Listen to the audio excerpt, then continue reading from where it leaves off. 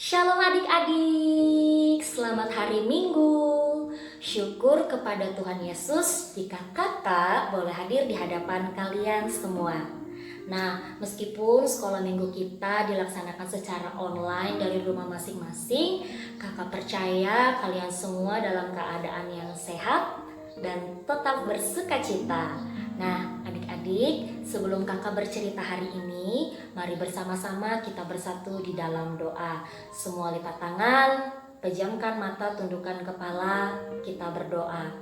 Tuhan Yesus yang baik, terima kasih atas berkat penyertaan-Mu di dalam kehidupan kami.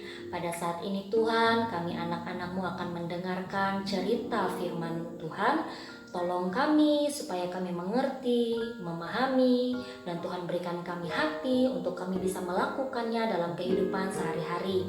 Pun kakak yang akan menyampaikan, Tuhan juga beri pertolongan sehingga boleh menyampaikan dengan baik. Di dalam nama Tuhan Yesus kami sudah berdoa. Amin. Adik-adik, dasar kebenaran firman Tuhan untuk sama-sama kita renungkan hari ini terdapat dari Injil Matius, pasalnya yang ke-21, ayatnya yang ke-23 sampai 32. Di bawah dua judul perikop. Yang pertama, pertanyaan mengenai kuasa Yesus, dan yang kedua, perumpamaan tentang dua orang anak. Nah, adik-adik sudah siapkan? Selamat menyaksikan cerita Alkitab di video ini. Lalu Yesus masuk ke bait Allah, dan ketika ia mengajar di situ, datanglah imam-imam kepala serta tua-tua bangsa Yahudi kepadanya dan bertanya, "Dengan kuasa manakah engkau melakukan hal-hal itu? Dan siapakah yang memberikan kuasa itu kepadamu?" Jawab Yesus kepada mereka, "Aku juga akan mengajukan satu pertanyaan kepadamu. Dan jikalau kamu memberi jawabannya kepadaku, aku akan mengatakan juga kepadamu dengan kuasa manakah aku melakukan hal-hal itu. Dari manakah baptisan Yohanes? Dari sorga atau dari manusia?" Mereka memperbincangkannya di antara mereka dan berkata, "Jikalau kita katakan dari sorga, ia akan berkata kepada kita, 'Kalau begitu, mengapakah kamu tidak percaya kepadanya?' Tetapi jikalau kita katakan dari manusia, kita takut kepada orang banyak, sebab semua orang menganggap Yohanes ini nabi." Lalu mereka menjawab Yesus, "Kami tidak tahu." Dan Yesus pun berkata kepada mereka, "Jika demikian, aku juga tidak mengatakan kepadamu dengan kuasa manakah aku melakukan hal-hal itu. Tetapi apakah pendapatmu tentang ini? Seorang mempunyai dua anak laki-laki. Ia pergi kepada anaknya yang sulung dan berkata, 'Anakku, pergi dan bekerjalah hari ini dalam kebun anggur.' Jawab anak itu, 'Baik, Bapa,' tetapi ia tidak pergi. Lalu orang itu pergi kepada anak yang kedua dan berkata demikian juga. Dan anak itu menjawab, 'Aku tidak mau.' Tetapi kemudian ia menyesal, lalu pergi juga.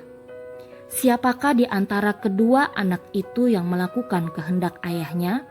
Jawab mereka, "Yang terakhir." Kata Yesus kepada mereka, "Aku berkata kepadamu, sesungguhnya pemungut-pemungut cukai dan perempuan-perempuan sundal akan mendahului kamu masuk ke dalam kerajaan Allah. Sebab Yohanes datang untuk menunjukkan jalan kebenaran kepadamu, dan kamu tidak percaya kepadanya. Tetapi pemungut-pemungut cukai dan perempuan-perempuan sundal percaya kepadanya, dan meskipun kamu melihatnya, tetapi kemudian kamu tidak menyesal, dan kamu tidak juga percaya kepadanya."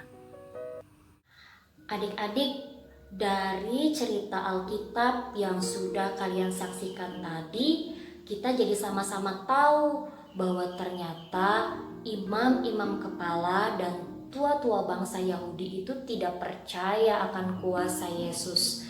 Padahal ya adik-adik, mereka itu adalah orang-orang yang tahu tentang firman Tuhan, tetapi mereka tidak percaya akan kuasa Yesus.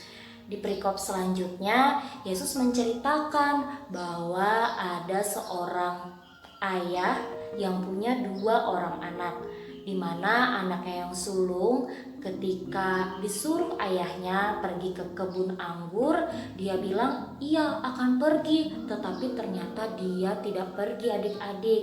Nah, berbeda ya sama anaknya yang kedua atau anaknya yang bungsu ini. Ketika ayahnya bilang ayo pergi ke kebun anggur, ternyata anak yang bungsu ini menolak adik-adik, tetapi kemudian dia menyesal dan akhirnya dia pergi ke kebun anggurnya. Di antara anak bungsu dan anak sulung yang mengikuti kehendak bapaknya tentu adalah anak yang bungsu ya adik-adik, anak yang terakhir. Nah, begitu juga adik-adik dengan firman Tuhan. Firman Tuhan itu tidak hanya sebatas kita tahu saja, tetapi juga harus kita lakukan, harus kita kerjakan, harus kita praktekkan dalam kehidupan kita sehari-hari. Adik-adik, keselamatan yang kita terima di dalam Tuhan Yesus itu harus disertai sama yang namanya pertobatan dan juga iman yang benar. Kakak, emangnya pertobatan itu artinya apa? Pertobatan itu adik-adik ketika kita mau meninggalkan semua dosa kita dan berpaling kepada Yesus saja. Terus Kak, iman yang benar itu kayak gimana? Iman yang benar itu adik-adik bukan hanya kita mengaku Yesus di mulut kita saja, atau tahu tentang Yesus di kepala kita saja, atau kita percaya kepada Yesus hanya untuk hal-hal yang sifatnya sementara yang ada di dunia ini. Iman yang benar itu percaya dengan segenap hati kepada Yesus saja sebagai Tuhan dan Juru Selamat kita yang sudah mengampuni semua dosa kita agar kita bisa masuk surga. Gitu adik-adik, percaya yang benar dan juga pertobatan. Jadi keselamatan itu harus disertai dengan pertobatan dan juga iman yang benar. Adik-adik sudah siap kan untuk mengikut Tuhan Yesus? Untuk tugasnya kakak akan menyanyikan satu buah lagu. Namun di lirik lagu itu akan ada kata yang hilang. Tugas kalian silahkan mengisi kata yang hilang tersebut dengan kata yang benar. Kemudian nanti silahkan dinyanyikan, digerakkan, divideokan, dan dikirim ke grup WhatsApp kita. Dengarkan baik-baik ya lagunya. Papa, Mama, ayo kita ke la. Papa, Mama, la, jangan kau lupa. Ku tak tega melihat kau masuk la. Ku ingin papa dan mama masuk surga mulia. Isi kata lala tadi dengan kata yang benar. Jelas ya tugasnya adik-adik, jangan lupa dikerjakan.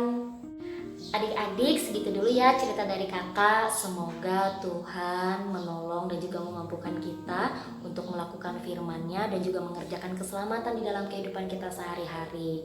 Untuk ayat emasnya terdapat dari Kitab Roma pasalnya yang ke-6, ayatnya yang ke-23. Kalian hafalkan, kemudian nanti bikin rekamannya dan dikirim ke grup WhatsApp. Kakak tunggu ya. Oke? Untuk mengakhiri pertemuan kita hari ini, mari bersama-sama kita bersatu di dalam doa. Lipat tangan kalian, pejamkan mata, tundukkan kepala, kita berdoa. Tuhan Yesus yang baik, terima kasih buat penyertaan-Mu sehingga kami boleh mendengarkan kebenaran firman Tuhan. Tolong kami Tuhan supaya kami boleh melakukannya di dalam kehidupan sehari-hari. Kami mau serahkan Tuhan kehidupan kami sepanjang minggu ini hanya ke dalam tangan-Mu. Kemana kaki kami melangkah, biar Engkau menyertai. Apapun yang dikerjakan sama kedua tangan kami, Tuhan juga berkenan untuk membuatnya berhasil. Diberkati juga orang tua kami Tuhan di dalam perjuangan mereka bagi kehidupan kami. Di dalam nama Yesus kami sudah berdoa. Amin.